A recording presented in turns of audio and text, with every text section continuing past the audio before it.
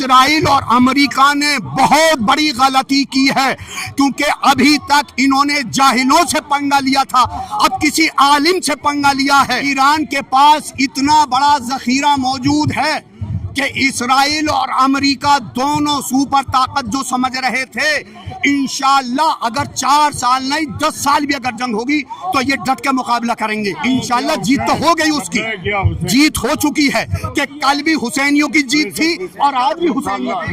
جنگ جو ہے وہ ہتھیاروں سے نہیں جیتی جاتی، جنگ ہمیشہ حوصلوں سے جیتی جاتی ہے، اور خامنہئی صاحب کی کل بھی جیت تھی، ان کے بیٹے نے مجتبیٰ نے آج بھی جیت کر کے بتا دیا۔ آج یہی وجہ ہے کہ پوری دنیا میں ایران ایک ایسا ملک ہے جو مظلوموں کی حمایت میں ہے۔ ایران صرف یہ نہیں دیکھتا کہ وہ شیعہ مظلوم ہو رہے ہیں، نہیں، جس پہ بھی ظلم ڈھایا جا رہا ہے ایران بنفس نفیس اس میں کود پڑا ہے، اور وہ یہ چاہتا ہے کہ دیکھیے فلسطین میں کوئی شیعہ مسجد نہیں، کون بھگت رہا ہے، لیکن دیکھیے شہادت جو ہے ان کے گھر کی میراث ہے، اس کو مرنے کو یہ نہ سمجھیں کہ ان کے حوصلے پست ہو گئے، یہ بلندیوں سے ہٹ گئے، نہیں، ایسا نہیں ہے۔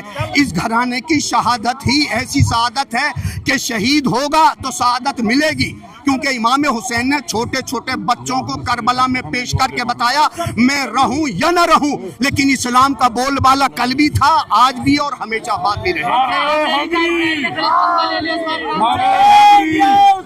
اسرائیل اور امریکہ نے بہت بڑی غلطی کی ہے، کیونکہ ابھی تک انہوں نے جاہلوں سے پنگا لیا تھا، اب کسی عالم سے پنگا لیا ہے، اور عالم سے پنگا لینا انہیں بہت بڑا نقصان ہوگا، اور انشاءاللہ اس لیے نقصان ہوگا کیوں کہ انہوں نے دیکھ لیا۔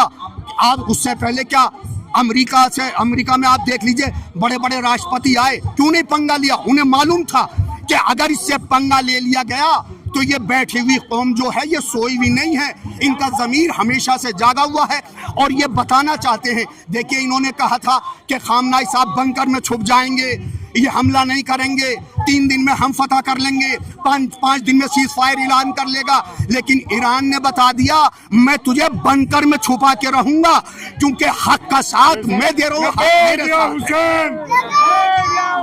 انشاءاللہ جیت تو ہو گئی، اس کی جیت ہو چکی ہے، کیونکہ جیت اس لیے ہو گئی ہے کیونکہ یہ بتانا چاہتے ہیں کہ آسمانی تو ہم فتح کر چکے، اب ہم زمین سے بھی تمہیں جیت کے بتائیں گے کہ کل بھی حسینیوں کی جیت تھی اور آج بھی حسینیوں کی۔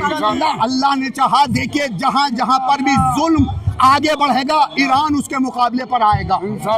یہی نہیں ہے کہ کوئی ایک ملک ہے، نہیں، جہاں جہاں پر بھی انسانیت کی مخالفت ہوگی، مظلوموں کو دبایا جائے گا اور اس کے لیے کوئی آواز نہیں اٹھائے گا تو صرف ایران آواز اٹھاتا رہے گا۔ اور امریکہ نے کہا ہے کہ اتنے بم ہیں ہمارے پاس، انشاءاللہ اس کے بعد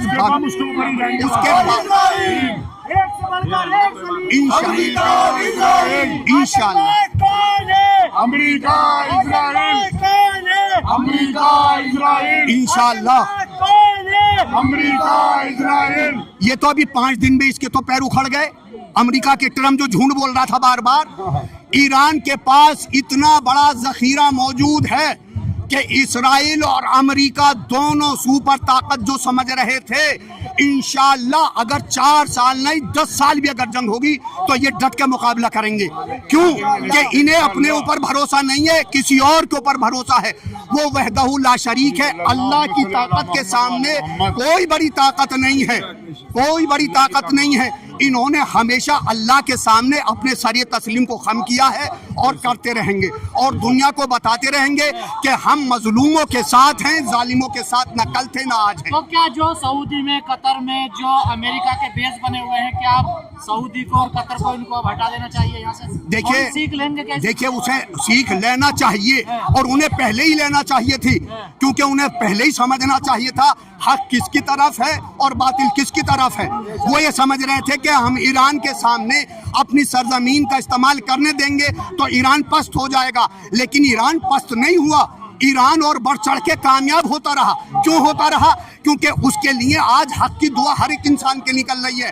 آج اپنے ہندوستان میں دیکھ لیجیے، آپ اپنے کیمرے کے اس سے ذریعے سے دیکھیے، اپنے طریقے سے دیکھیے، ہر جگہ ہندو، مسلمان، سکھ، عیسائی और आपके बेहतरीन जो पढ़े लिखे लीडर हैं, जाहिलों की बात नहीं कर रहा हूँ, जो पढ़े लिखे लीडर हैं वो भी आज ईरान की हिमायत में बोल रहे हैं। इसलिए बोल रहे हैं कि इन्होंने हमेशा मजलूमों का साथ दिया है और ईरान और हिंदुस्तान के ताल्लुकात आज के नहीं हैं, बहुत पुराने ताल्लुकात हैं। और इंशाअल्लाह जो दुनिया चाह रही थी कि हिंदुस्तान और ईरान के ताल्लुकात खत्म हो जाएं, न कल खत्म हुए थे, न आज खत्म होंगे, न कल खत्म होंगे। शुरू तो अमेरिका ने किया, खत्म कौन करेगा इसको? ईरान इंशाअल्लाह। देखिए फिर मैं कहूंगा, इस्लाम की जंगों को आप तारीख उठाकर देख लीजिए, अली वाले कभी भी ना तो भागते वाके पीछा करते हैं और ना ही अली वाले कभी निहत्ते के ऊपर हथियार उठाते हैं। ये अली की तारीखों में आप देख लीजिए, मौला अली ने जब भी अपना हथियार उठाया, जुल्फ़िकार उठाई है, जालिमों के ऊपर उठाई है। और यही वजह है कि आज पूरी दुनिया में खामनाई साहब का वो जुमला पूरी दुनिया के दिलों पे नक्श बन कर आ गया। वो क्या कि जंग जो है वो हथियारों से नहीं जीती जाती, जंग हमेशा हौसलों से जीती जाती है। और खामनाई साहब की कल भी जीत थी, उनके बेटे ने मुश्तबा ने आज भी जीत करके बता दिया। और इस पूरे मामले में पाकिस्तान मध्यस्थता कर रहा, कैसे देख रहे हैं आप इसको? देखिए पाकिस्तान करे, कोई भी करे, हमें उससे कोई सरोकार नहीं है। अच्छा नाम लिखने से कुछ नहीं होता, अच्छा नाम रखने से कुछ नहीं होता, जब तक कि उसका कैरेक्टर, जब तक कि उसका किरदार अच्छा ना हो। आज दूसरे मुल्कों में देख लीजिए, छोटे छोटे बच्चों को कत्ल कर दिया जाता है, मस्जिदों में मार दिया जाता है। हमारे मुल्क को इमाम हुसैन की दुआ लगी हुई है।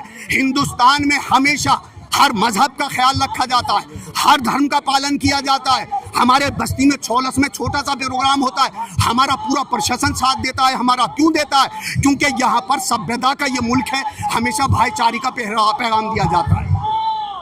चलिए, ट्रम्प से क्या कहना चाहेंगे? चलते मैं ट्रम्प से ये कहना चाहूंगा कि ये हथियार डाले और दुनिया को बता दे कि सुपर ताकत अमेरिका नहीं है, भगवान है, अल्लाह है, ईश्वर है, एक गॉड है। सिर्फ सबसे बड़ी ताकत अल्लाह की है, भगवान की है, ईश्वर की है, खुदा की है। ट्रम्प कोई ताकतवर नहीं है। संकी हो गए हैं या ट्रम्प? नहीं, वो तो संकी नहीं, अपना दिमागी संतुलन खो बैठा है।